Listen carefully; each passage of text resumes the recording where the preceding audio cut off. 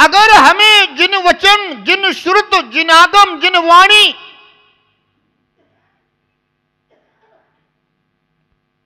क्षण मात्र के लिए भी सुनने को मिल जाए तो ध्यान रखना इतने में ही पर्याय संभल जाती है, सुधर जाती है, सफल हो जाती है। पर जिस जीव ने जिनेंद्र भगवान के वचनों पर श्रद्धा की है, जिन आगम पर श्रद्धा की है और जिन आगम में वर्णित मार्ग, कर्तव्य उसको जीवन में धारण किया है, उस जीव का तो अवश्य ही हित होता है। इसलिए स्वाध्याय श्रावक का एक कर्तव्य बताया गया।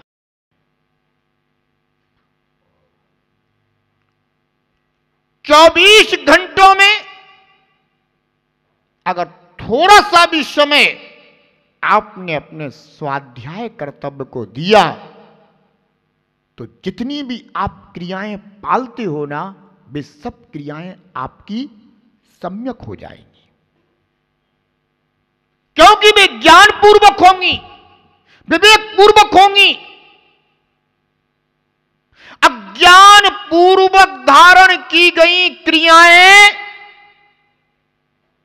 मुक्ति नहीं देती। ज्ञान पूर्वक जो क्रियाएं धारण की जाती हैं वे हमारे निर्भव को सफल करने में कारण बनती हैं। यही कारण है कि जिन आगम में, जिन श्रुत में, जिन वाणी में हमें सतत प्रेरणा दी गई है कि भो भव्य आत्मन, स्वाध्याय के माध्यम से अपने ज्ञान को सम्यक कर। ध्यान रखना, अगर पात्र में खटास हो तो कितनी भी क्रियाओं की मिठास भर देना, कितनी भी शुद्ध वस्तु रख देना, पर वह वस्तु अवश्य खराब हो जाएगी। पर विचार में तो यही रहेगा ना, चिंतन में तो यही रहेगा ना कि हमारे पास तो बहुत अच्छी वस्तु है, हमने पात्र में दूध रखा है, पर तुझे पता नहीं है कि तेरे पात्र की खटास के कारण तेरे दूध की मिठास बदल गई है, दूध फट गया है। नहीं नहीं, हम तो बहुत अच्छा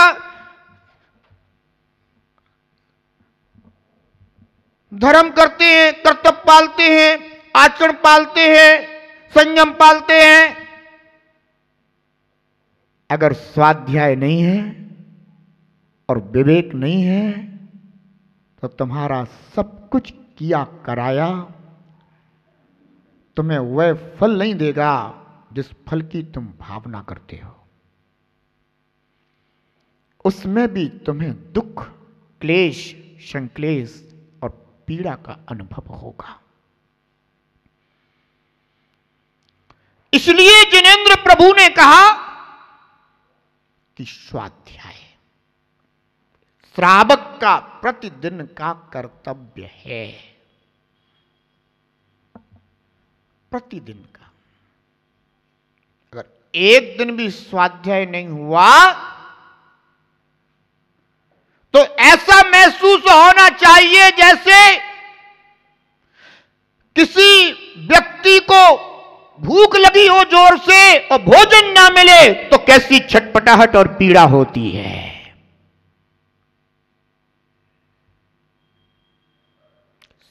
अगर स्वाध्याय नहीं कर पाया तो ऐसी पीड़ा और ऐसी छटपटाहट का अनुभव होना चाहिए,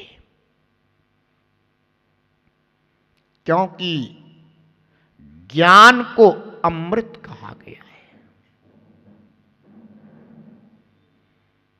मैं पूछना चाहता हूं, आज तक आपने अमृत पान किया है क्या? किसी ने अमृत देखा? नहीं देखा। अरे जिन वाणी का, जिन आगम का स्वाध्याय करने का नियम कर ले, तुझे रोज अमृत पान मिलेगा।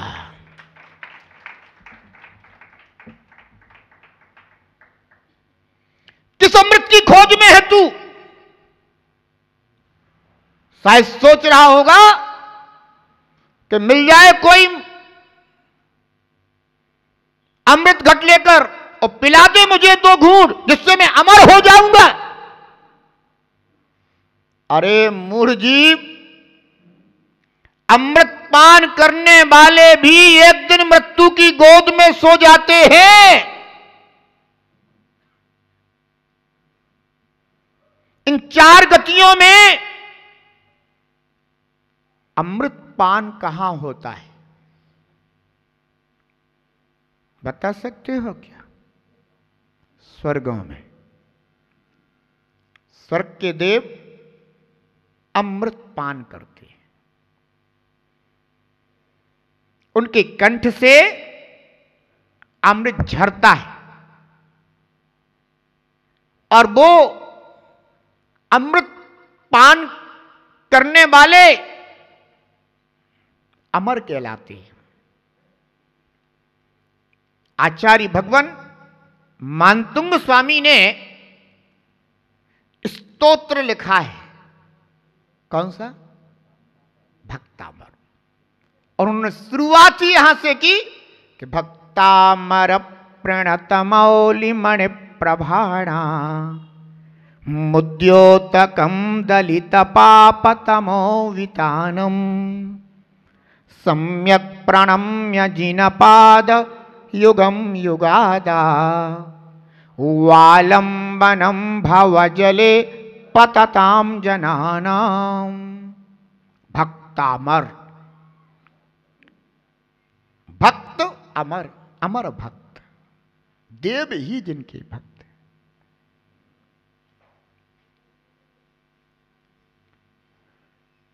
तो देव अमृत पान करने वाले होते हैं, इसलिए उन्हें अमर कहते हैं। अमर कहलाने के बाद भी एक दिन उनकी मृत्यु हो जाती है।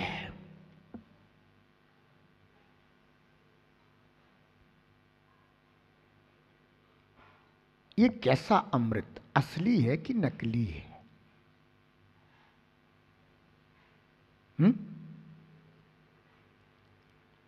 एक व्यक्ति कह रहा था कि गुरुदेव, आजकल इतनी मिलावट हो गई है, इतनी मिलावट हो गई है, इतनी मिलावट हो गई है कि अगर मरने के लिए बाजार से विष भी खरीदने के लिए जाओ और विष पान कर लो तो भी मृत्यु नहीं होती।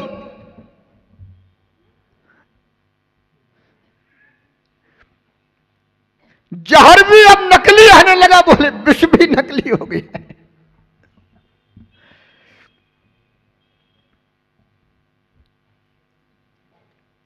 तुम जिस अमृत की खोज कर रहे हो वो अमृत नकली है। देव जिस अमृत का पान करते हैं वो अमृत देव पर्याय की दृष्टि से असली हो सकता है, पर अमृत स्वभाव की दृष्टि से नकली है। अमृत तो अमर बनाता है, फिर देवों की मृत्यु क्यों?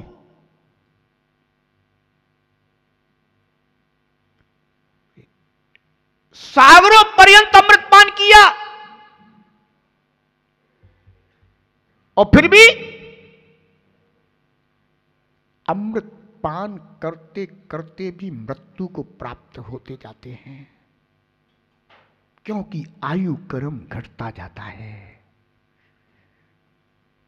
ये कैसा अमृत? अरे अमृत भोजी अगर कोई है तो अमृत का पान करने वाले तो ये श्रमण संत हुआ करते हैं। जो स्वयं अमृत रस पान करते हैं और जीव मात्र के लिए, प्राणी मात्र के लिए अमृत का रसास्वादन किया करते हैं। इसलिए ध्यान रखना, घर में पानी मिल जाएगा, दूध मिल जाएगा, शरबत मिल जाएगा, पर अमृत पान अगर तुम्हें करना हो तो धर्म सभा में आ जाना। ये निर्ग्रंथ गुरु अमृत रस पान कराया करते हैं।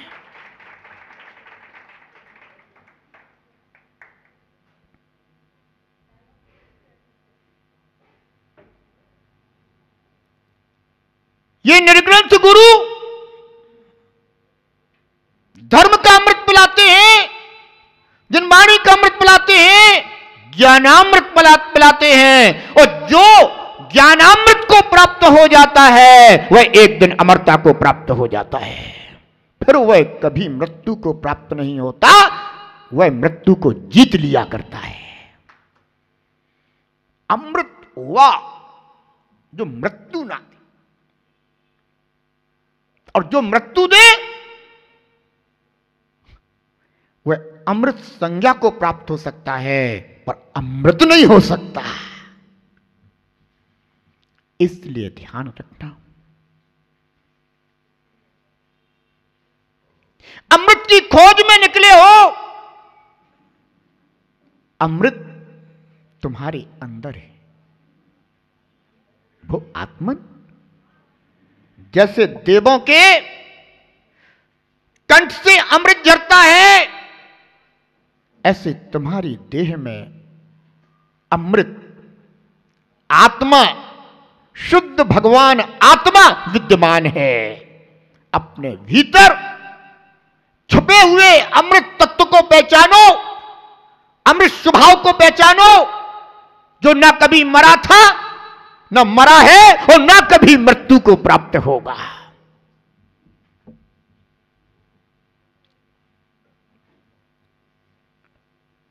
इस अमृत तत्व का, अमृत जीव पदार्थ का अगर हमें ज्ञान होगा तो जनेन्द्र देव की वाणी से होगा, स्वाध्याय से होगा।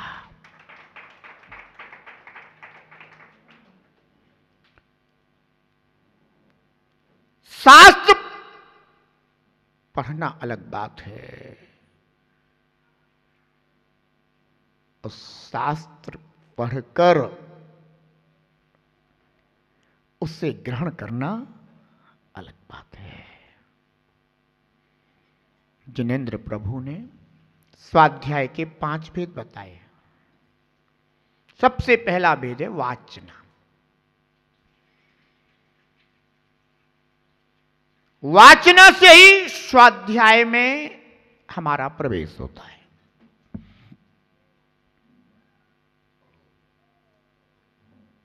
जिन वाणी को बड़े आदर से, बड़े सम्मान से, बड़ी विनय से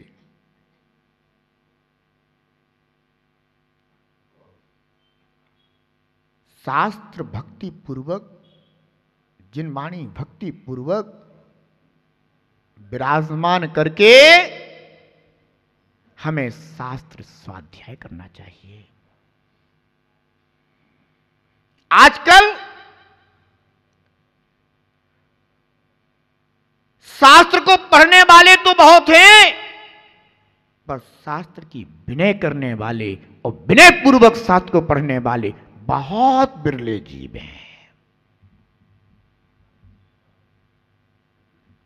शास्त्र को उन्होंने बिल्कुल लौकिक पुस्तक समझ लिया है। जानते हो,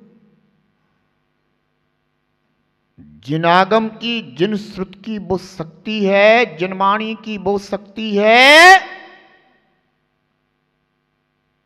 कि विनय मात्र करने से ही आत्मा पर पड़े हुए कर्मों के बंधन टूट जाते हैं।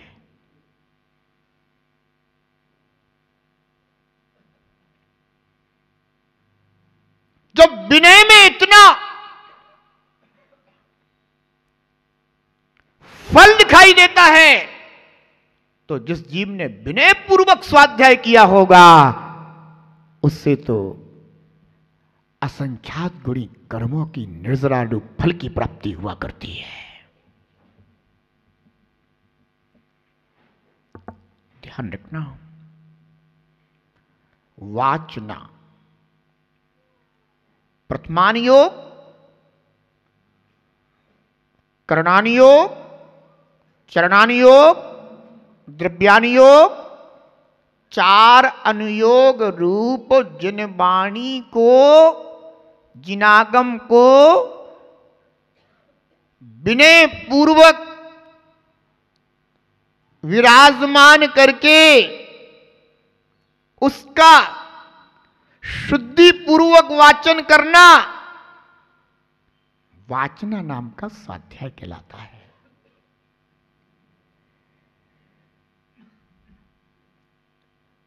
एक समय ऐसा था कि जैनियों को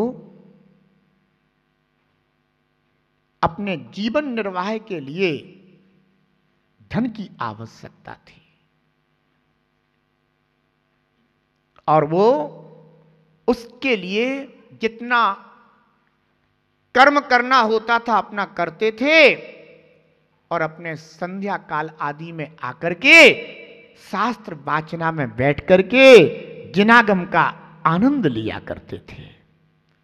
दिन भर की सारी थकान उनकी मां जनवाणी का श्रवण करके दूर हो जाती थी और रात्रि को बड़ी चैन की नींद सोते थे और जब धर्म ध्यान करते हुए सोएंगे तो सुबह उठेंगे तो धर्म ध्यान की ही स्मृति होगी।